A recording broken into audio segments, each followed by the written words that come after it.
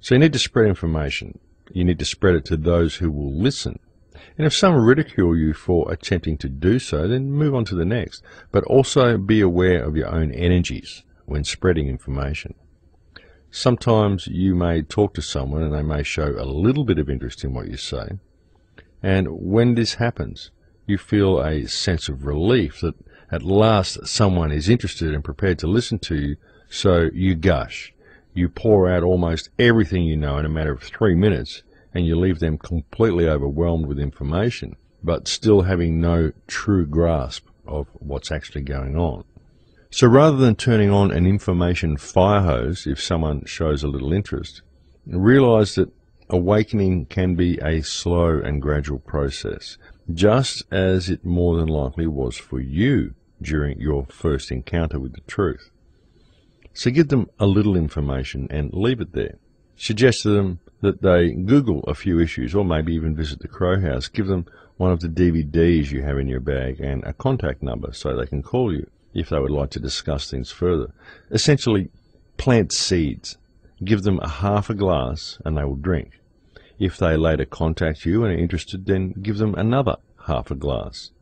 Eventually, the penny will drop and you'll find these people contacting you more and more for more information. But most importantly, in all instances, lead by example.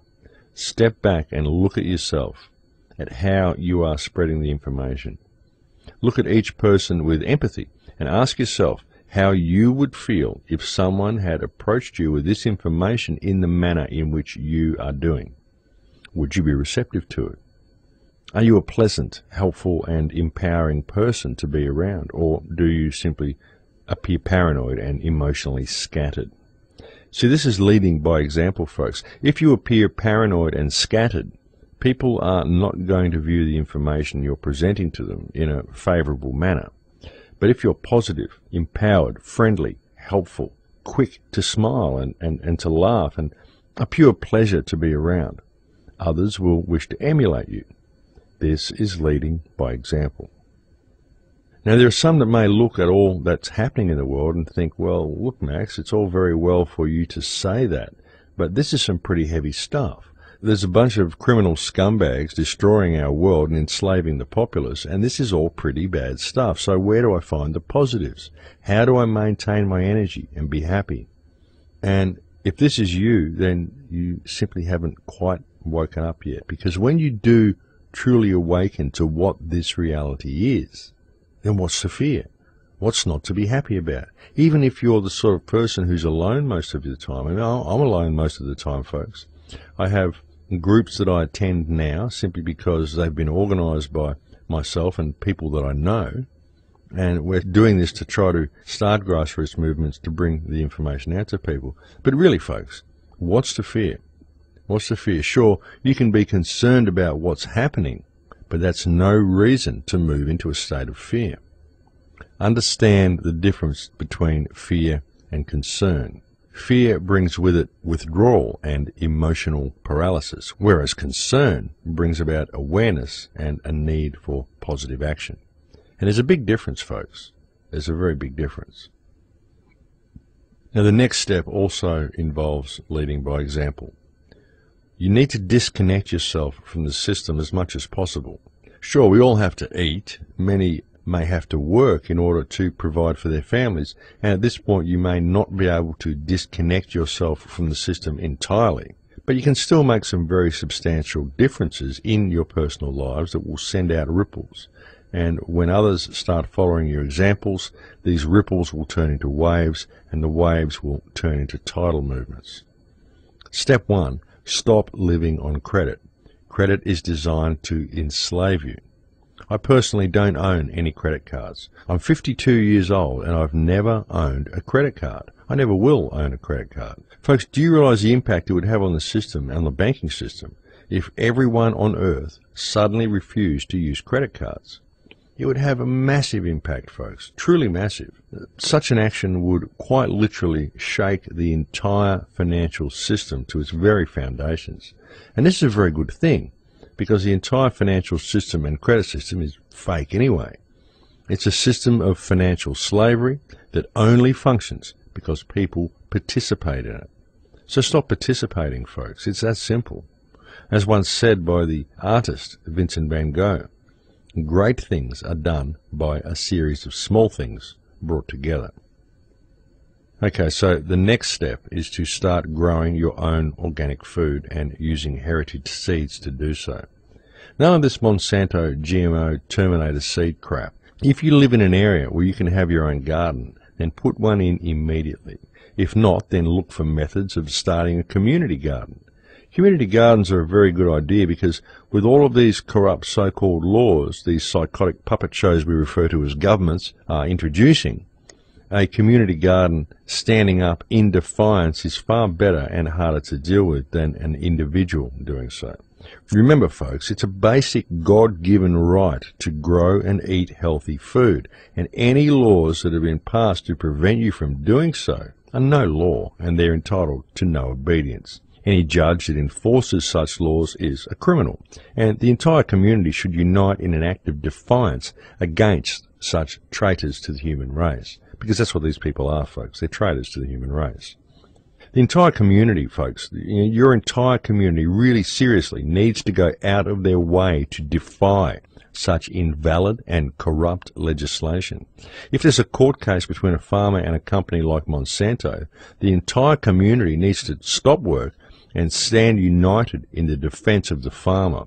Because if you fail to do so, then you're agreeing that it's okay for the government to also prevent you from growing organic and healthy food.